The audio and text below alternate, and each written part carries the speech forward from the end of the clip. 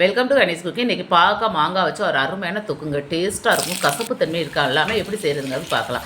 அதுக்கு வந்து பாவக்காய் நல்லா எண்ணெய் ஊற்றி நல்லா ஃபஸ்ட்டு வதக்கி எடுத்துக்கோங்க. அதுக்கப்புறம் அதே கடையில் சோம்பு, கொஞ்சம் வெந்தயம், நறுக்கின வெங்காயம், அதுக்கப்புறம் உரிச்சு வச்ச பூண்டு போட்டு நல்லா கொஞ்சம் நேரம் வதக்கிக்கோங்க. அதுக்கப்புறம் வந்து 3 பச்சை மிளகாய், 2 தக்காளி போட்டு உப்பு போட்டு இதையும் நல்லா குலைவாக வதக்கிக்கோங்க. தக்காளி கொஞ்சம் பெருசாக போட்டுக்கோங்க, ஏன்னா புளி ஊற்ற போகிறதில்ல.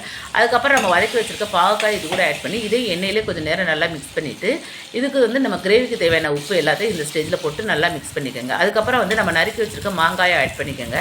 அதையும் ஆட் பண்ணி இதையும் நல்லா மிக்ஸ் பண்ணி கொஞ்சம் புளிப்பு உள்ள மாங்காய் எடுத்துக்கோங்க. அதுக்கப்புறம் பூண்டு இடித்து வச்சுருக்க இந்த ஸ்டேஜில் ஆட் பண்ணுறப்ப டேஸ்ட் ரொம்ப ரொம்ப நல்லாயிருக்கும். கசப்பு தன்மையே இல்லைங்க, சூப்பராக இருந்துச்சு. கண்டிப்பாக ட்ரை பண்ணுங்கள். அதுக்கப்புறம் கொஞ்சம் மஞ்சத்தூள், மிளகாய்த்தூள், தனியாத்தூள் போட்டு நல்லா மிக்ஸ் பண்ணிவிட்டு மூடி போட்டு நல்லா வேக விட்டுக்குங்க. கிரேவி பத்துக்கு வேணும்னா தண்ணி ஊற்றி நல்லா கிரேவி பத்துக்கு வச்சுக்கோங்க. டேஸ்ட் வேறு லெவலில் இருந்துச்சு. கண்டிப்பாக நீங்கள் ட்ரை பண்ணுங்கள். பிடிச்சிருந்துச்சுன்னா லைக் பண்ணி சப்போர்ட் பண்ணுங்கள். தேங்க்யூ.